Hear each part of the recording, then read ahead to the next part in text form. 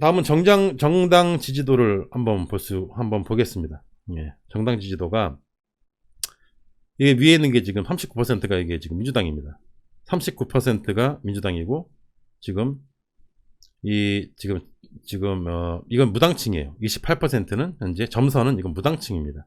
아직 당을 정하지 못하신 분들이에요. 점점 떨어지고 있습니다. 그 얘기 뭐냐면, 이제는 어디에다가 투표를 해야 될지 정하고 있는 거죠. 그리고 밑에 있는 22%는 자유한국당, 자유한국당이 아니죠. 뭐죠? 미통당에 대한 지지율입니다. 자, 그러면 보시면 아시다시피 민주당의 지지율은 올랐어요. 그리고 그만큼의 퍼센테이지만큼 거의 비슷한 퍼센테이지가 무당층에서 빠졌습니다. 무당층에서 3%가 줄어들 때 보시면 아시겠지만 미통당 지지율은 그대로이고 민주당의 지지율은 올랐어요. 그러면 이 무당층이 어디로 갔겠습니까? 간단하죠. 이 무당층이 3%가 민주당으로 이동한 거죠. 예, 그렇게 봐야 됩니다.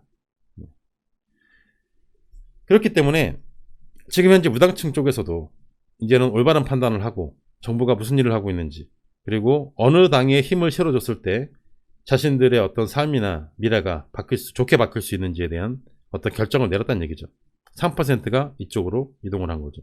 이런 움직임은 이제 정당 지지도만 봐가지고는 앞으로 어떻게 흐를지는 알 수가 없는데, 이 무당층의 흐름을 보면 어느 정당이 얼마만큼 오르겠구나가 보입니다.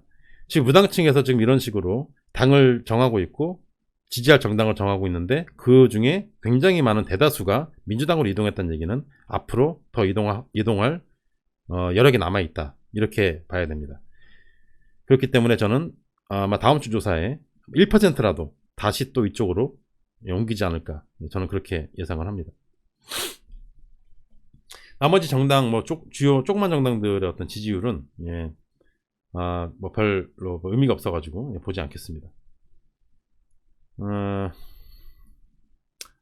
여기서는 지금 정의당이 6%가 나왔는데요. 이것도 지금 제가 봤을 때는 별 의미가 없어요. 지금 항상 너무 이게 너를 떼어가지고 민생당 0.1%도 별 의미가 없고 하기 때문에, 이것은 국민의당 3%도 마찬가지고 너무 이게 너를 떼어가지고, 이게 제가 봤을 때는 대답하는 숫자가 워낙 적다 보니까 한 명만 더 대답을 해도 왔다 갔다 하는 것 같습니다. 이거는 별로 그닥 큰 의미가 없다. 여기서 의미 있는 것은 39%와 22%라는 숫자이다, 이렇게 말씀을 드리겠습니다. 이제 그 다음에 이제 보셔야 할 것은 국회의원 선거에 관심이 있다. 관심 있다 76%, 관심 없다 22%. 이 관심 없다 22%는 어디냐? 요 무당층에 포함이 되어 있습니다. 22%는. 이 22%는 전혀 관심이 없는 22%. 즉, 그럼 관심은 있는데 당을 정하지 못했다. 몇 퍼센트다? 6%죠. 지금 6%의 여력이 남아있는 겁니다. 그 6% 중에 4% 정도, 지금 현재 지지율 그대로 4% 정도 민주당으로 이동한다. 그렇게 됐을 경우에는 43%, 2%가 이쪽으로 만약 이동을 한다. 통합당으로 만약에 이동을 한다 하게 될 경우에 24% 나오죠. 즉, 맥시멈으로 무당층이 이동을 했다 했을 때 6% 정도 이동할 수가 있는데, 6%를 4대2 정도로 나눴을 때 결과적으로 마지막까지 가는 어떤 정당 지지율은 얘는 43%, 그러니까 민주당 43%, 미래통합당 24%, 44%대 24%, 즉 20% 정도의 차이를 보이지 않을까, 그렇게 예상을 합니다. 나머지 22%는 안 바뀌어요. 계속 무당층입니다. 투표를 할 수도 있고요, 안 할 확률이 더 높고요. 그렇습니다. 그 다음 걸 보시면 정부 위에 여당이 다수 당선됐으면 좋겠다. 견제를 위해 야당이 다수 됐으면 좋겠다. 자, 여당 지지론 43%입니다. 야당 지지론 43%. 동률이에요. 근데 여러분들 아시는 것처럼 여당인 민주당의 지지율이 50%를 넘지 않아요. 40%에 걸려 있습니다. 근데 동률이 나오지 않습니까? 동률이 나오잖아요. 이것은 야당이 다수 당선된다는 얘기 안에는 미래통합당만 있는 것이 아니라 정의당을 포함해서 모든 야당이 다 포함되어 있는 거죠. 그렇게 보시면 되고, 지금 여당 지지율이 43% 정도 된다 생각하시면 됩니다. 제가 방금 계산을 해드렸죠. 6% 정도의 여력이 남아있는데, 그 중에서 4대2쯤 될 것이다. 여기다 4를 더하면 43% 나오잖아요. 자, 여당이 당선돼야 된다. 43%. 여당 다수가 돼야 된다. 여당 지지도가 43%입니다. 여기에서 그런 힌트가 결과로 수치로 나오게 되는 거죠. 아직 당을 정하지 않은 사람들 중에서도 여당이 힘을 실어줘야 된다라고 생각하는 사람이 4%가 더 있는 거예요. 따라서 여력이 남아있다. 더 올라갈 여력이 남아있다 라고 생각을 하는 거죠. 제가 무슨 얘기를 하든지 말든지 여러분들끼리 채팅창에서 열심히 토론하고 계십니다. 좋습니다. 제 얘기는 나중에 들어보시면 돼요. 이게 녹음되어 있기 때문에. 자, 이제 굉장히 좀 특이한 조사가 나왔습니다. 우리의 또 이렇게 주목을 끄는 조사가 나왔어요. 이 조사가 대통령 국정 지지율과 관계가 있습니다. 지난번에 말씀드렸지만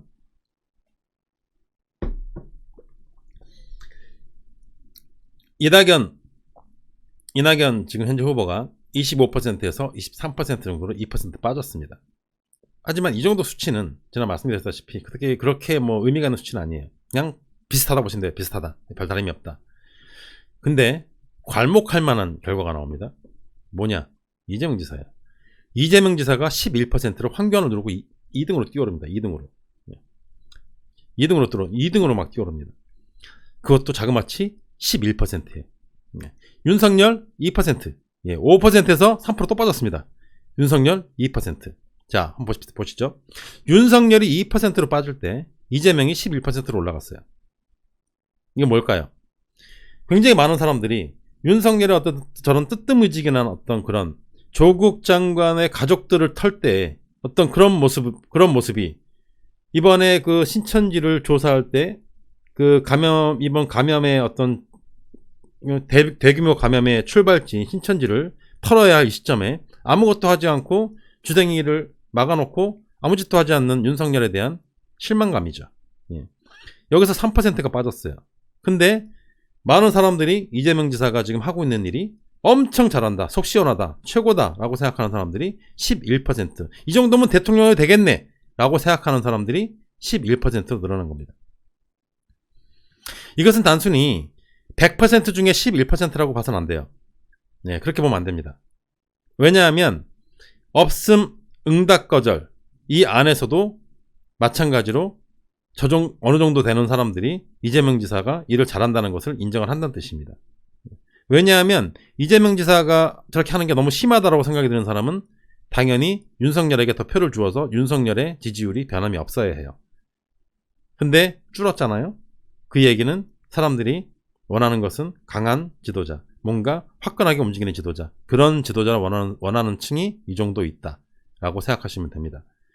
역시 마찬가지로 아까 말씀드렸던 대통령 지지율, 국정 지지율의 지정 지지율이 저 정도 나오고, 그리고 반대 의견에 역시 똑같은 정도의 반대 의견이 나오는 이유가 사실은 여기 있는 거죠.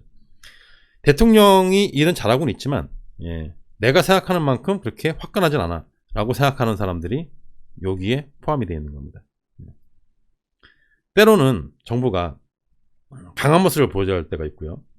때로는 정부가 잠깐 한 템포 줄여야 되는 경우가 있습니다. 지금 정부는 적절하게 전 잘 대응하고 있다고 생각을 해요.